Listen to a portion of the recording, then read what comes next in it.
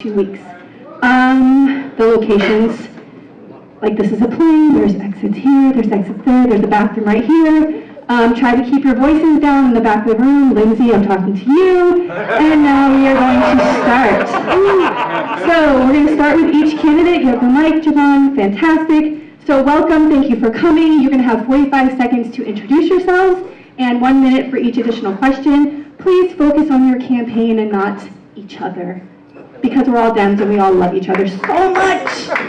We just want to hear about your campaign. And lovely Justin has a piece of green paper. If you see it flying out the side of your eye, please pay attention and try to respect everybody's time. 10 seconds left. Thank you so much. Let's start with Mr. Joevhan Scott. Good evening, everybody. My name is Joe Scott, and I'm a candidate for Supervisor of Elections. Broward County needs a Supervisor of Elections who can protect us from hackers and who can help integrate new technology to improve our operational efficiency. I studied computer science at West Point, and I work for a Global 500 technology company where I consult government agencies and help them implement new technologies to improve cybersecurity, efficiency, and sustainability. But I'm not asking for your vote because I'm a tech geek. I'm a former Army captain who led soldiers in combat and was awarded a Bronze Star Medal. I'm also earned an MBA, and I've been a leader in the business world for the last 10 years.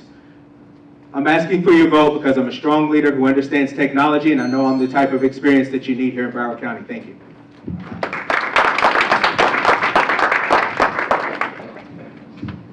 Hi, I'm Mitch Ceasar, and you may have heard there's been problems in the last few years with the supervisor elections. You may have heard that.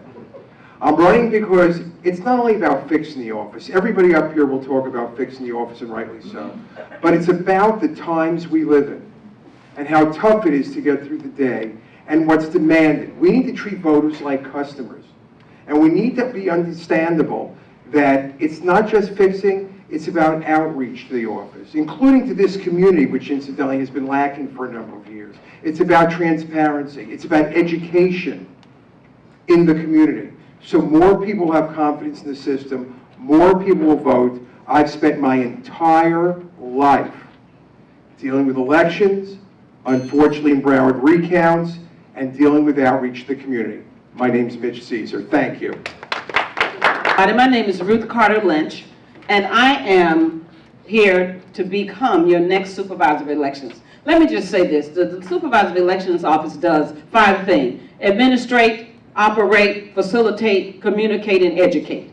The Supervisor of Elections office is the business side of the election process. Let me just say this. If you want the truth, vote for Ruth, and I am ready day one to take the office. I don't need any OJT.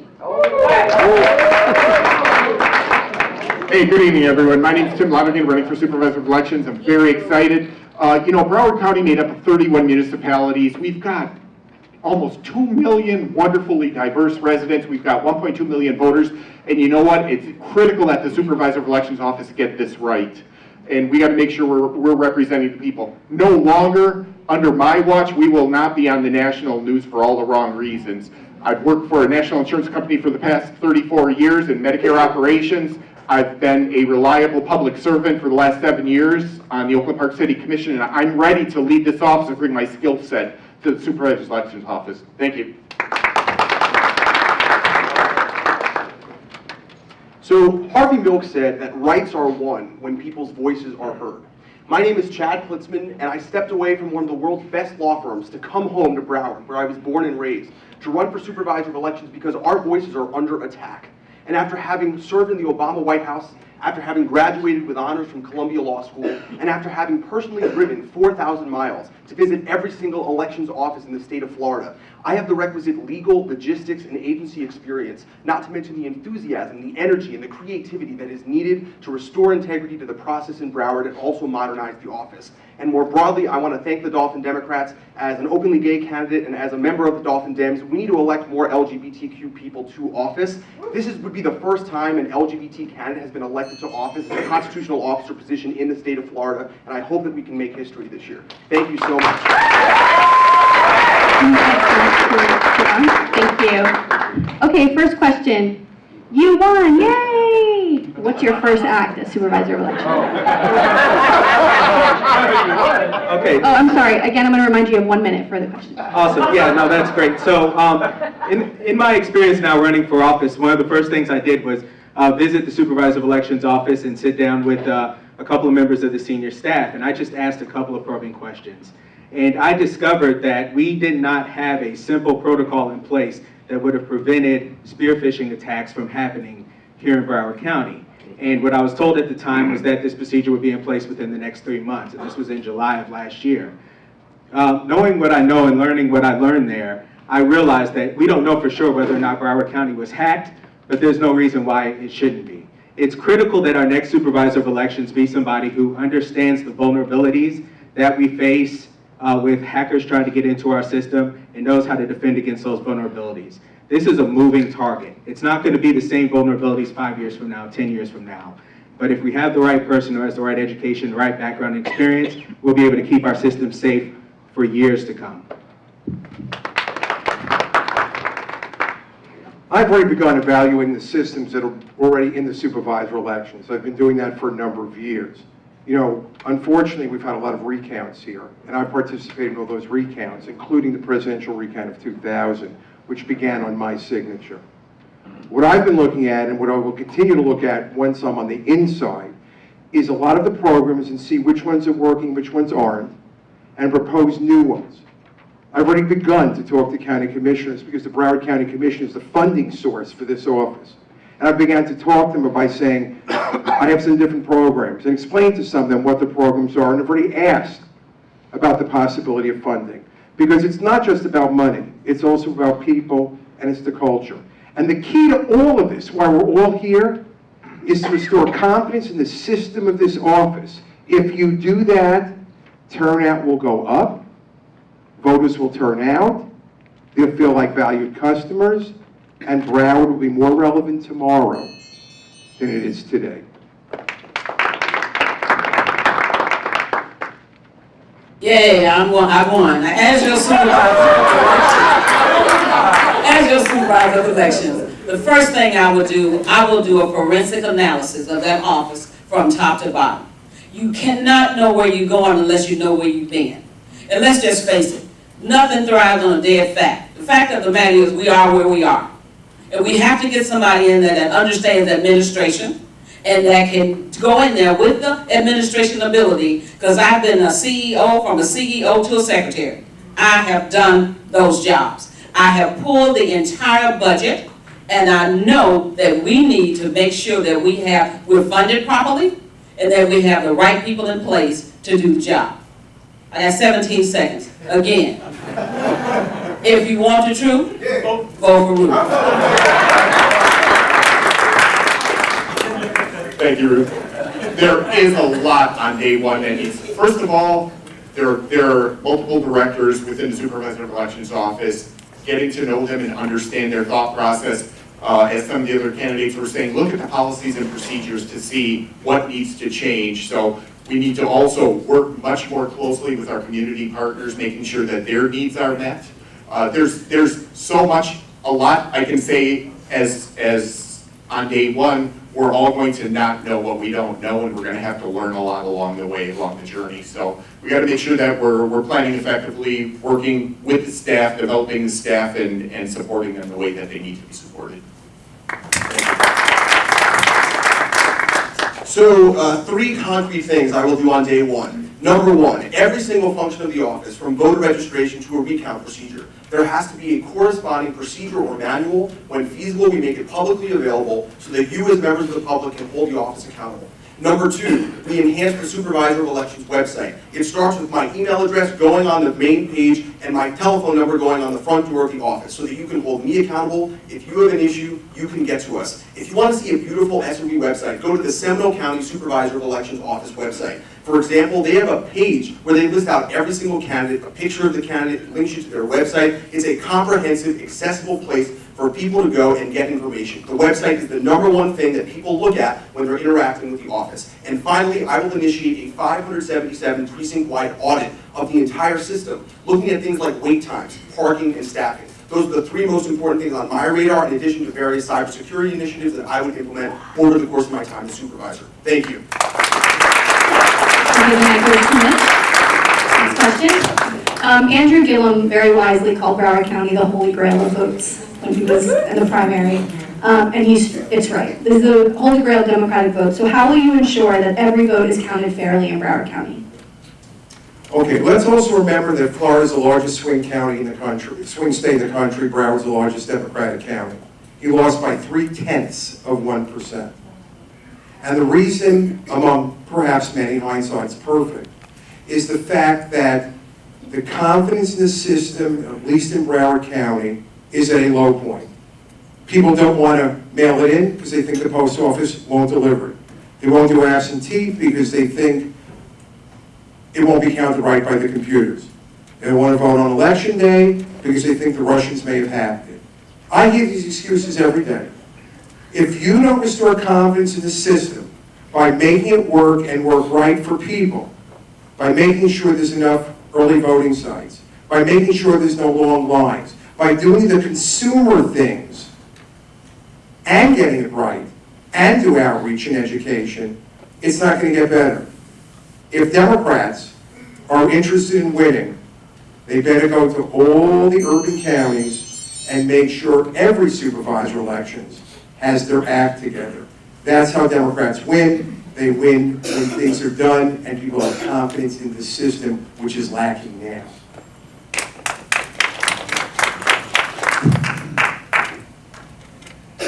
As I said before, I'm a Six Sigma certified candidate. And here's what you do as a Six Sigma. You will develop a process workflow because there's so many moving pieces in that office. We should be able to, with technology, sit at our desk and have a process workflow from top to bottom and be able to know exactly what's going on in that office. And the only way we can do that is by doing an analysis of what's happening. I know a lot of things that go on outside of the office. That's not our job. My job is to make sure that you have the best customer experience as a voter in Broward County when you come through that office. My job is to make sure that everybody in that office know what they're doing. And I will definitely do cross-training. At the end of the day, we all have to take responsibility for our vote. I need you to make sure that you're registered to vote. And I need to make sure that once you're registered, it is in the system properly. Again, my name is Ruth Carter-Lynch, and if you want the truth, you vote for Ruth. Can you question? Please. Okay, how would you ensure that every vote is counted fairly in Broward County? A lot of opportunities exist out there right now. I think we have to engage our local municipalities to get involved. There are potentially ways that we can involve some of the municipalities to look at helping to collect mail-in ballots. We might be able to increase maybe our mobile voting units. There's a lot that we can do in the county. Ultimately, I think that we need to, as Ruth was saying, make sure our processes are all set up, they're in place, work closely with the U.S. Postal Service, making sure that the mail is being delivered properly and that our systems are all up and running properly.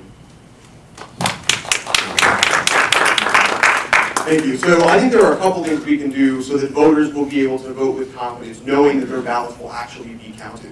And I think the most important innovation that we could put forward into the office is redesigning the vote by mail envelope, which other counties have done, so people are aware of the fact they should submit it well in advance of the deadline. Back in 2018, a huge issue for folks was that they submitted their ballots too late. They mailed them in and they arrived after the deadline. But more broadly, with respect to the counting process, I have asked numerous supervisors across the state whether there is any legal issue with putting canvassing board meetings on the internet, just streaming them, so that when folks see that the ballots are being counted, they can see it being done in an accessible, transparent way. You don't have to show up in the supervisor of elections office to watch the ballots be counted. You can literally watch it be done from your pajamas in your bed. And the answer is a resounding yes, we can definitely do that. We just need the right person thinking about these ideas to get into the job and implement these sorts of changes. These canvassing board meetings are publicly noticed. We stream our county commission meetings. No reason we can't stream our canvassing board meetings as well. Thank you. Making sure every vote gets counted right on election day starts with making sure that we're aware of every issue that's going on. making sure that the machines are properly prepared and calibrated before the voting starts, and making sure that there's a strong system in place. It's currently not in place now. What we need is a system where supervisor of elections and the senior staff can look and see what's happening across the county and respond immediately to the most critical issues, and make sure those issues are moved to the top of the list and make sure they're responded to first. I was just speaking with a gentleman yesterday who worked at a polling place in Fort Lauderdale during the 2018 elections, and he mentioned that the supervisor of elections office called about 4 hours in because they discovered that there was an issue where none of the votes had been tabulated for the previous 4 hours. So hearing about that and hearing that story really, made me just reinforce this idea that I had already developed from talking to some of the senior people at the office, that we need to make sure we have a better system for making sure that everything, all the equipment is in operation. Thank you.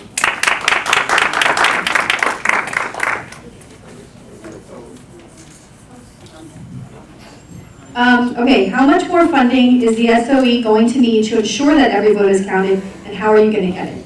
Well, first of all, if it's not written, it doesn't exist.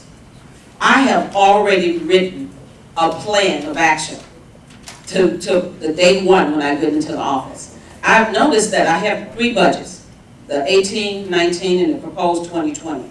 What I've noticed is the proposed 2020, they gave the current supervisor of elections 35% more money to do what he did based on what they gave the others. That's a problem for me. I'm still doing my analysis, and I plan to put in place, have my budget ready in writing for what I need.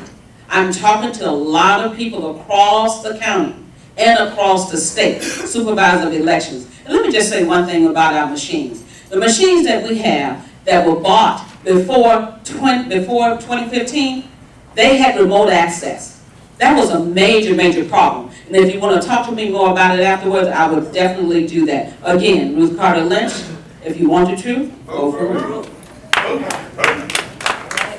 Budget's an extremely important part of the job, and I agree. I think one thing to start off, first day on the job, what we need to do is make sure I'm networking with the directors to hear what their concerns are, what are their lessons learned, where did we come short on the budget, where do we need the money. They're the experts with this. We also have other people that we need to, the experts that we need to network with to see what their experiences call for as far as for the budget. So a lot to look at. We need to make sure the equipment is up to date. I know when I met with Supervisor Adanachi, he had said we currently meet state expectations. Yes, they don't set the bar too high, but we definitely need to make sure that we're getting the money, going to the county, and getting the money that we need to run an effective and fair election. So I think the most important funding consideration is the actual supervisor of elections facility itself. Back in 2004, the voters approved a measure that would allow for the construction of a new SOE facility, and the Lauderdale Mall site that the SOE is functioning in now was meant to be a temporary facility. They've been in there since 2006. We need to get moving on a new facility so that this office can do its job properly. But more broadly, with respect to funding, yes, we need money to enhance certain practices in the office, but I want to bring up that there are so many options for essentially free money out there with respect to grants. In Seminole County and Bay County, they got grants to implement biometric security technology in the office. If you want to use a computer in Bay County, you not only have to enter your password, but you also have to insert your finger into a device that takes your fingerprint. Those are the sorts of security measures that we could bring into the Broward Elections Office. Yes, they would require funding in ordinary circumstances, but if we had a robust grants program applying for these sorts of initiatives, we would be able to get that stuff covered in this office without having to pay for it. So yes, we need money, but we also need to be trying to get grants that would be helpful in making our vote more secure. Thank you. So in order to figure out what needs to change, we have to do a review after every election. It would be impossible to know right now exactly what needs to be upgraded because we don't know what type of problems we're going to encounter in 2020. We know that we will encounter problems in 2020, there's no doubt about it, but we don't know specifically what type of new innovative techniques are going to come out. And after that election, that's going to be the time for us to go back and evaluate and see how things are moving and see what needs to be done in order to get ourselves up to speed and prepared for the 2022 election. So to answer your question, it will really be impossible to know until after the election actually happens. But what is critical is that we have the right team in place after the 2020 election that can really evaluate the issues that are out there, understands the technology that's available, and make sure that we integrate that technology in an efficient way to make sure that moving forward, Broward County is continuously moving forward and continuously doing better. I've also spoken to election officials, folks I actually know for the last 20 years all over this country. And I've spoken to them about what works for them, what doesn't work for them, why they choose the options they chose. That's one of the reasons why I've spoken to county commissioners, some of them, because it's a funding source. I also have been through the Lauderhill warehouse many, many, many times. And I've looked at those machines actually, and I've asked them a lot of annoying questions, like why are these machines here? What do these do? Why aren't they efficient? As to the question as to extra money in Ruth's right, that the county commission gave more money, that's because this supervisor elections asked for it. Asked for the extra money, and the county said, okay, we'll give you some money. And I know they advanced some money for new machines, a few $1 million and so forth. We have to know not only what works, we have to know what doesn't work. We have to understand the machinery, we have to understand the costs, and you have to have the people who know how to run them. They have to be trained. That's how you have efficiency.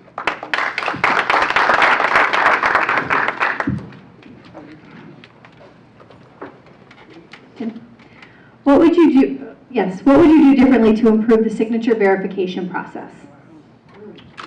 Great question. Now, I know when I had my conversation with the current supervisor of elections, we discussed what actually qualified for signatures, and I asked questions related to if someone has a stroke. We want people who are actually homebound to be able to vote also, and cursive writing. Not everyone is learning cursive writing. So I asked specifically, do we need notarization for certain signatures in certain cases? And they said no. If that's their legal signature, they're using the DMV information to confirm the signatures. I think just, that's a great question. I think we'd have to look at the whole process and see what other processes would be available, allowed, of course, by Tallahassee, because you guys all know we have to follow their processes as they're written, and then we have to try and make changes based on those processes. So, yes, that is correct. We are bound by the election code. I would note, though, that the state of Colorado, it only cost them $550,000, and they implemented a statewide electronic signature verification program that is far more effective than anything that a human being can do. And what happens if there's a rejection, it goes to the canvassing board equivalent in Colorado, and they examine whether or not the signature is authentic. But going to the earlier question about what we could do here in Florida under our current laws, what we need to do is we need to ensure that we are informing the public about the signature issue. We are going to be giving them the information ahead of time so we can solve these problems before they become problems. But I want to note that the election code has been updated this year to allow for additional time for signature cures to prevent a lot of the issues that happened back in 2018. But overall, again, it goes back to thinking about new technological advancements that we could bring into this office to improve the signature process. But more broadly, I want to mention that this signature verification process is wholly insufficient. People who are experts on signatures have said this is not a good way to verify someone's identity, but we have to operate within the confines of the law. So this is one I actually hear a lot when I'm out talking to people, and I've taken this back to the office and spoken to the folks who are actually involved in doing the signature verification. And what I've heard from the office is that generally they fully understand the fact that people's signatures change over time, and that if you do start to get a little shaky and your signature starts to change, that isn't going to cause a rejection. There were actually very, very few ballots that ended up getting rejected last year. So for me, the focus would be on making sure that the public has confidence, because I want people to feel comfortable voting by mail here in Broward County. So what I would try to do is try to encourage people to understand that. I think that other places, our voter turnout here in Broward County is one of the lowest counties in the entire state. And one of the things that we don't do that other counties do is we don't have enough vote by mail. So what we really need to focus on is trying to make sure that people are confident that you can send that ballot in and your signature won't get rejected. Don't make this into a bigger deal than it is and discourage people from voting by mail. Chad's right, the state law changed. Specifically now you have 2 days after the election to verify signatures, which helps in close races, but in bigger races really doesn't make a difference. This goes back to what I said at the beginning. The times we live in dictate that the nature of the job of supervisor elections is, yes, counting the votes and getting them right. But then you have 2 years till the next election. And the old model was basically go take it easy till the last 6 months and then gear up again slowly. That model, I suggest to you, no longer works in the times we live in. And specifically on the voter signature, I have multiple different plans that I've already spoken to people in authority about in Broward County. Some are low-tech, some are high-tech. None are expensive. So what you do, for instance, in even a low-tech situation, is if you just finish an election and you have 2 years, start to implement those systems before. So when the time comes and an election occurs, they don't say, oh my goodness, it's election day, we have hundreds or thousands of signatures that don't match. It is no longer necessary. It's fixable and fixable early if you change the job description of this office.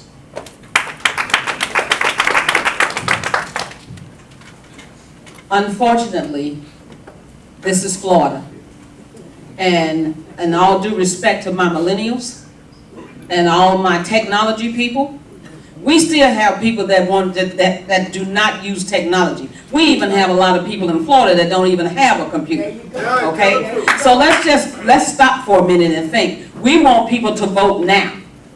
So at the end of the day, the supervisor of election currently sent out a vote by mail card to everybody.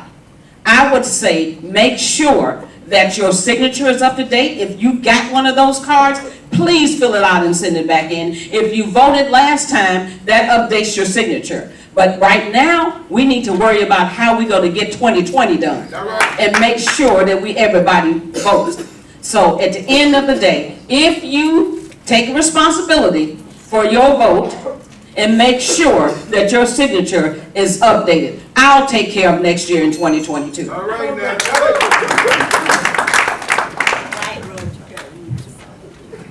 Okay. The state gives you the power to purge the voter rolls. How would you reform or change, if at all, the process of doing that?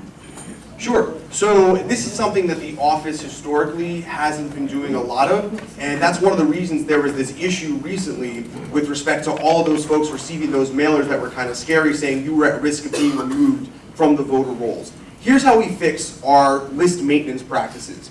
In Broward County, what's happened historically is they've gone through the list once or twice in the odd-numbered years, and they send out the mailers in bulk. As a result, they can't do any sort of meaningful quality control. In the best-run elections offices across this state, they are doing that work on a daily basis. And that has the function of enabling them to go through each address, go through each name, and verify that the person they're sending a mailer out to has not, in fact, voted in the last couple of elections, rather than sending them out in bulk, and then you can't meaningfully go through 150,000 names and make sure that those folks are actually the folks who haven't voted. We also need to stop our reliance on vendors for this type of work. Palm Beach County does it without vendors, and Broward we're too heavily reliant on vendors, and I think it has served us to our detriment, and we saw the implications of that a few weeks ago with those mailers going out to super voters. Thank you. Yeah, so what I thought was interesting about that issue that came up with the mailers that went out to the folks that weren't supposed to receive it is that our current supervisor of elections came out and he said, hey, you know, this was, you know, the excuse that he gave was basically the fact that it was a technology issue, that they didn't really understand it, and that was why that this accident happened. And I just thought to myself, like, man, that's, you know, like, really that's an unacceptable answer, because I'm an attorney, but if I break the law, I don't get to say, hey, I'm not an attorney, I don't know the law, right? So why did we let people get away with not knowing the basic systems of their job, of what they're basically operating under? We need to do better, and we need stronger people in the future. We understand that technology is going to be a huge part of this job moving forward, so let's make sure that we have the folks in place who have the background and the experience to understand these systems and make sure that they operate the way they're supposed to operate, and make sure that everything is that everything's happening in the most efficient way possible. Thank you. I've been a lawyer almost 40 years, and I've dealt with election law, I said recounts as well, and so forth. Florida statute specifically says that each supervisor election has to do, in effect, a cleansing of their voting rolls on a very specific time basis. I do agree that we wait and have less control over vendors. As has been said, the massive mistake that was made a few months ago was blamed on a vendor. Different mistake, but nonetheless a mistake. One of the things I've done is I've looked at the budget of 2018, 19. I'm making projections for what I think should be in new budgets. And specifically is an increase in the number of employees. And it doesn't have to be some massive number, in which you have better quality control over everything that goes on because you're training those people. And if you train them and do it on a regular basis, the burden's less and more efficient, mistakes aren't made, confidence again is the key, is restored.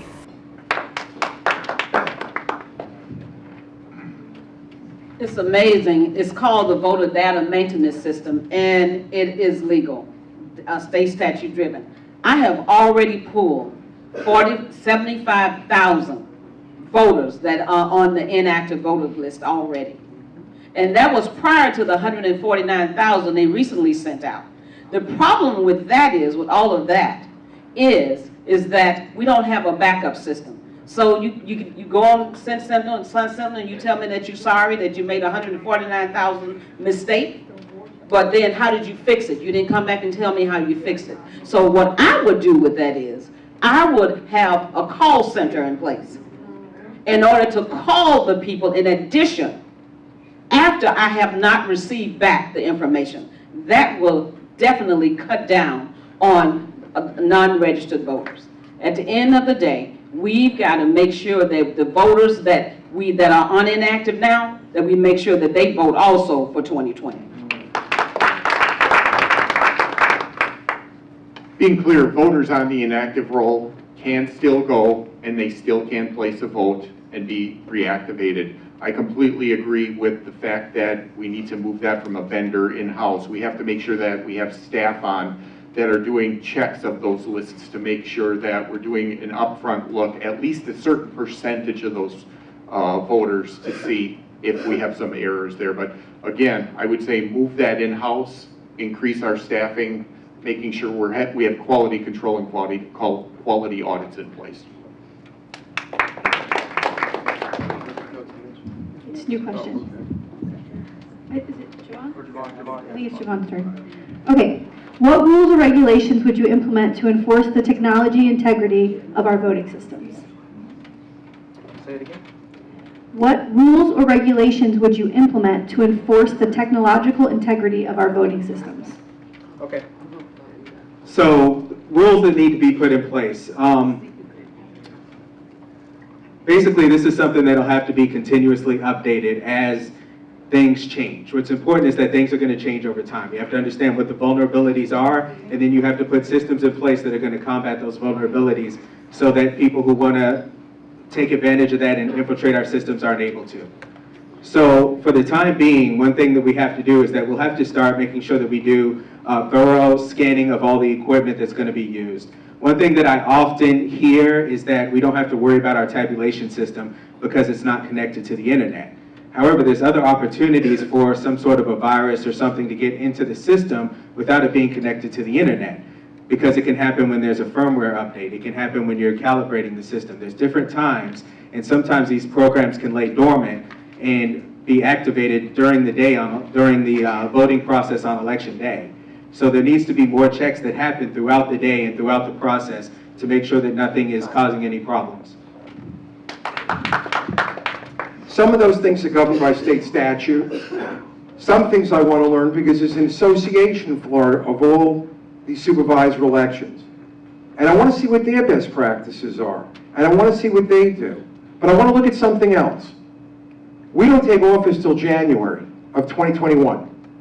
And I want to see, because a new person got hired as the IT person in supervisor elections. I want to see if there are glitches. I want to see if there are no glitches. Because I can assure you that I know enough to know that I don't know everything. I've been dealing with election systems for 35 plus years, and I know that if I have to do a nationwide search for the best technology person, I know enough to do that search. I'm not going to be satisfied with status quo. If problems occur, changes have to be made. They have to be made within the regulations of the statutes, but we can't stand idly by. Broward can no longer continue to be embarrassed.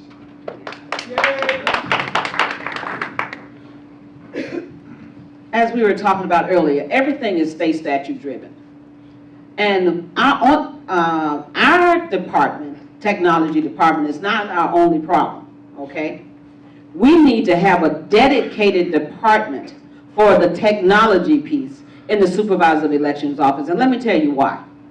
We interface with the state, we interface with the DMV, we interface with the county. What if somebody hacks all of their machines? We're still in trouble.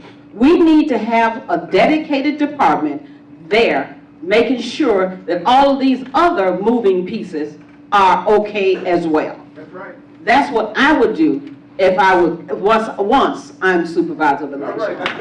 And if you want the truth, Go for it. okay. Ultimately, the responsibility of this security is going to rely on the supervisor of elections. Supervisor of elections does have a director of information technology and needs to rely on other experts to identify the best equipment that's out there, the most secure equipment. So I think, as Mitch Ceasar was saying, best practices throughout the country. It's important to look at to see what the best practices are. Look for opportunities for improvement with our equipment. Get the budget necessary to make changes to get the appropriate equipment that we need. So I totally agree. We need to figure out best practices from around the state and the country. That's why I started my campaign by literally going to every elections office in the state of Florida and personally meeting with 30 supervisors of elections to try to figure out what the heck we could be doing better. And let me tell you 3 rules that I will implement on day 1 to make this office more secure. Number 1, we are going to ensure that we back up our voter logs every single day. That is the most vulnerable piece of information that this office houses. It has been hacked in other parts of the country. We don't want that to happen in Broward County. If we are doing backups every single day, we can ensure that if addresses change overnight because there was some sort of interception, we are aware of that and we can ensure that we go back to the old version. Number 2, we are going to ensure we have appropriate firewall technology on our voter equipment. There are limited windows of time where we have to connect those pieces of equipment to the internet when we're doing testing or when we're doing early transmission of results. So we need to ensure we have the right firewall technology in place. And finally, I brought up before that biometric scanning technology. We've got to apply for grants to ensure that our equipment is secure behind doors that can't be accessed with just a simple key card. It needs a fingerprint of approved personnel in the office. Thank you.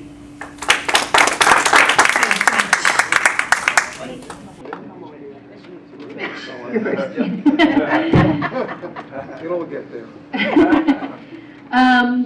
Okay, so as the Dolphin Democrats, we do a lot of voter registration. Anthony Ginsberg, is he still here? I see him. Wave, Anthony. Anthony's out there all the time. I mean, he's doing the work. He's the best. And I don't want him wasting his time, so I'm really going to ask this question for Anthony. How will you restore the faith, integrity, and trust in the Supervisor of Elections office? That's actually been my theme the whole night, in restoring confidence. One of the concerns I have is community outreach. Community outreach is voter registration, and not just to the high schools, to those you can pre-register at 16 or 17, but other places maybe that will instill confidence later in the road. One of the problems that has existed, I've been made aware of in my work and research over the last few years, is that outreach in some communities has been very heavy. Outreach in other communities has been very slim. This community, the result has been very slim. None. This community has had very, very, very little outreach from the best I could tell. I don't know if there's an inherent bias. I don't know the reason. It's previous supervisors' elections, whatever. But I think we need to reach out to all communities. I spent my entire life politically and in the community reaching out to all communities. I've done that my entire life. I don't see why it should be any different here. And with the demographic being what it is, I think we need to do that, not because it's politically correct, but because it's the right thing to do.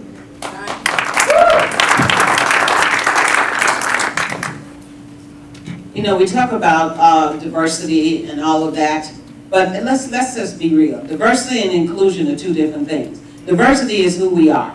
Inclusion is what we do. I plan to put in place an entire department for community activism.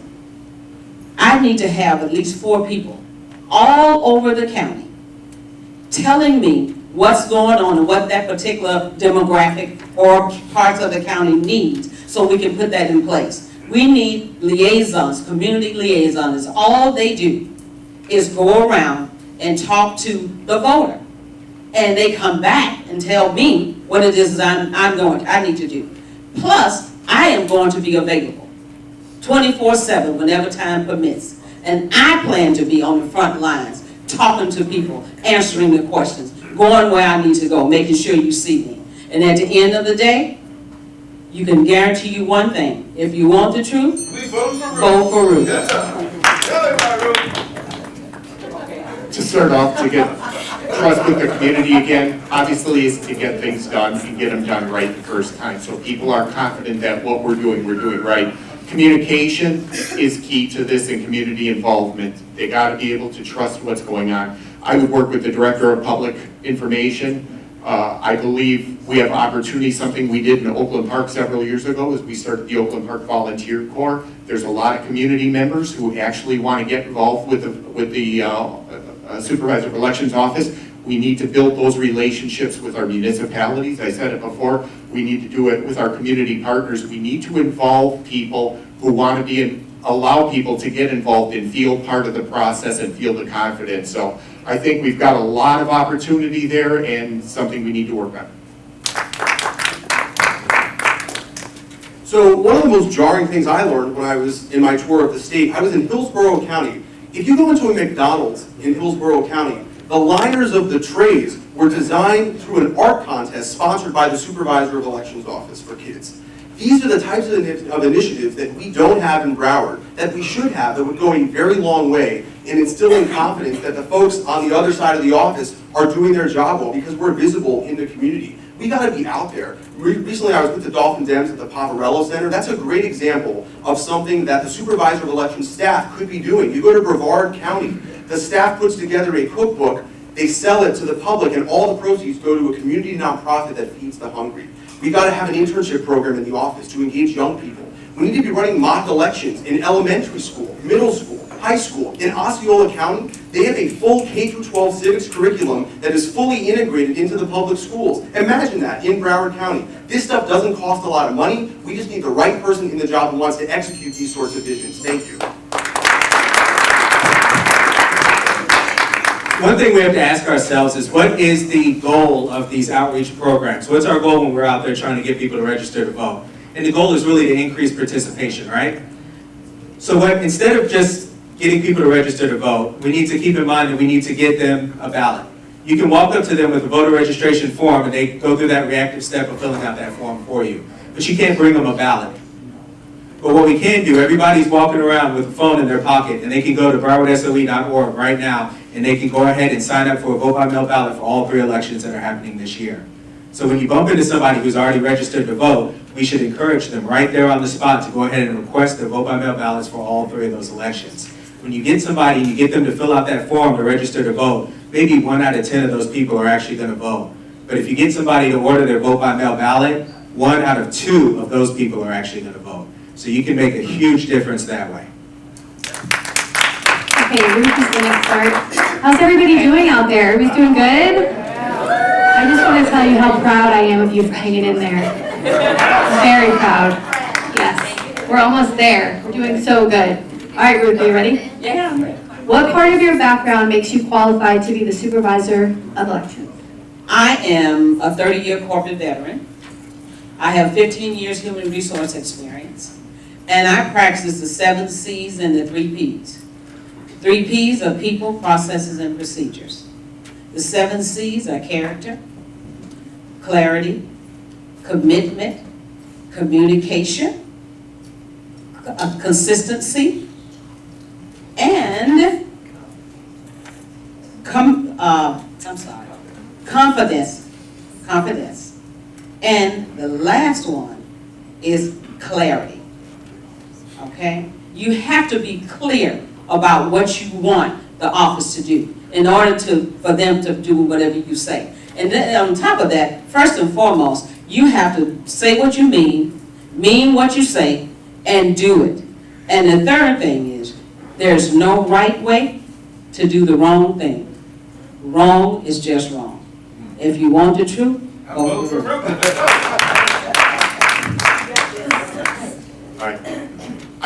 I was proud to have the opportunity to serve as commissioner in the city of Oakland Park for the past 7 years. I served as mayor in 2016 and 2018. It's not about the position, it's about the team. It's about the city manager and every person on staff. This is not about us.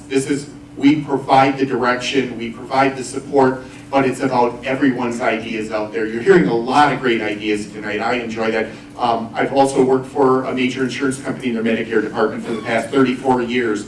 I'm in the readiness, I'm a readiness manager. I make sure that when Medicare's open enrollment period comes along, we're ready to go. All of our different departments are set up, the managers are handling the departments appropriately, we're processing the applications, taking the calls, political care is ready to go. So from a skill set, I am so ready to leave that job and bring that skill set to the Broward County Supervisor Elections Office to take all the ideas that staff has and all the ideas that the community have, find the best solutions, find out what's actually going to work, and make it happen. Vote for Tim Lonergan. Thank you. So I think the most important skill set that I could bring to the office, in addition to a fresh perspective, is a really well-honed attention to detail. So when I was working at Paul Weiss, a firm up in New York, I was working on multi-billion-dollar securities transactions. I can assure you there is no room for error when you're doing that sort of work, and that is the type of skill set that you need in a supervisor, so that ballot amendments aren't left off the ballot, so that names aren't misspelled. You need someone who's thinking about every single contingency. I put together a multi-million-dollar film at Netflix that I wrote. It's called Candy Jar, streaming out. You should all watch it. It's tremendous. I served in the Obama White House in a logistical capacity. We were putting events together for the president. There is no room for error. That is the type of dedication and service that you need in a supervisor of elections. So the most important skill set that I bring, in addition to my legal experience, my logistics experience, and my agency experience, is my attention to detail. We need to be able to sweat the small stuff, care about things like dates, how people's names are spelled, because that's what's important to you, the voters. So that's why I would say I'm best qualified to serve as supervisor. Thank you. I think the most important thing we need is somebody who's a strong leader and has strong leadership experience. There's a lot of different types of leadership, and when I think about what's required in this job, it really requires many different types of leadership, because you have senior leaders who work there at the office that are managers of other people, that you need to be able to work with those folks, but you also have to be able to work with other people who work at the office as well. So you have this direct team that reports to you, but then you have this broader network of community partners that you have to work with. Volunteers, people that you don't necessarily have any real authority to tell them what to do, but you've got to still be able to influence those people. So where I come from on that experience is that my leadership journey started back in 1999, and that's when I started my application process to go to West Point. And they really looked for somebody who has already exhibited some kind of leadership experience before. So over the last 20 years, I've held a variety of different leadership positions where I've had all those types of responsibility, and I think that's what has prepared me for this. One of the speakers said strong leadership. I agree with that. I have been chairman of the Broward Democratic Party here for 20 years. Attention to detail, someone else said. I agree with that. I've been a lawyer for many, many decades, 39 years. I've been involved in elections my entire life, far before I was an attorney. As I said, the Broward recount, which triggered the entire Florida presidential recount of Gore versus Bush, began on my signature and my original testimony. And I've been involved in every recount since, unfortunately for Broward, that we've all been in that together. It goes back to philosophy. It goes back to what you want the supervisor elections to be, what it can be within the statutes, and how much thinking out of the box we can do. We're the largest Democratic county in the state, and yet we don't vote that much, or not as much as we should.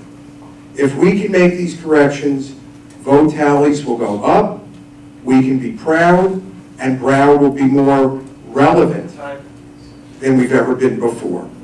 Thank you. Okay, it goes to Tim.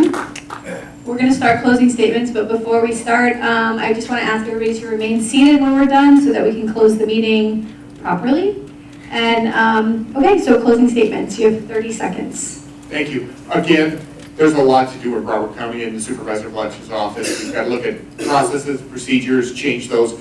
We need to increase voter registration, voter education, and voter turnout from vote by mail. We need to find processes. There is a lot to do. I'm eager. I am ready to take this on. I've worked, like I said, for 34 years. I'm ready to end that operations, my job there, bring that skill set to the Supervisor of Elections office, make sure we get it done, and involve each and every one of you in this process, and expect results from the current staffing. So in lieu of a closing statement, I want to talk about a couple things I would do for the LGBT community more broadly. I prepared I was really thinking about a lot of things I could do, and I'd love to talk about them. So very quickly, in the SOE, we need to have an inclusive parental leave policy.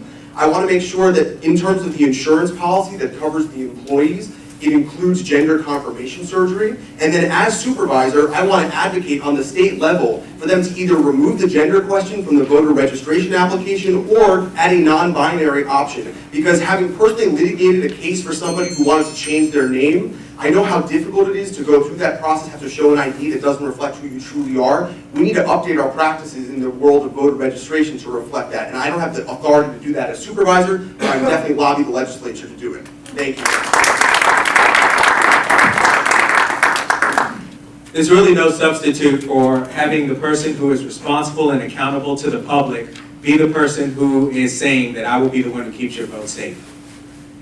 When I'm out there and I'm talking to people as I'm running for supervisor of elections, I find that people in Broward County are more concerned about, more than anything, they're concerned about somebody infiltrating our voter system and hacking our elections. So it's very important that we have a supervisor of elections in place who has the skills, knowledge, and experience to be able to handle that specific challenge. And I would argue that my experience is the only one that really fits that role. Thank you. I spent my entire life in this community, both politically, as some of you may know, and civically, in all the organizations and things I've done for most of my life to make the community and all parts of the community better. One thing I do want to close with very specifically to the LGBTQ community is I've spent most of my life, I haven't been coming here since I'm running, I haven't been coming here for the last 6 months or a year or two, I've been coming here to these meetings for 25 years. And in that time, I spent everything I can, both as chairman and otherwise, to boost the Dolphins, to boost people, to take this club and make it something else, to put LGBTQ people out way in front when I was chairman of the party, raise money, recruit candidates for this group when it wasn't an easy thing to do. And I'm proud of that opportunity that I had to help and work with all of you. Mitch Ceasar, go to MitchCeasar.com on my website. Thank you. Thank you, Ruth Carter-Lynch again. I've been president and CEO of an organization very successfully. So all I can say is this in 30 seconds. I plan to do the best job for you that I possibly can and use all of my education, 30-year corporate veteran, 15 years human resources, to do the best job I can. If you want the truth, Vote for Ruth. Thank you so much. Thank you. And on behalf of Dolphins, I want to thank you all for participating in our forum tonight. Thank you, everybody. Have a round of applause for them.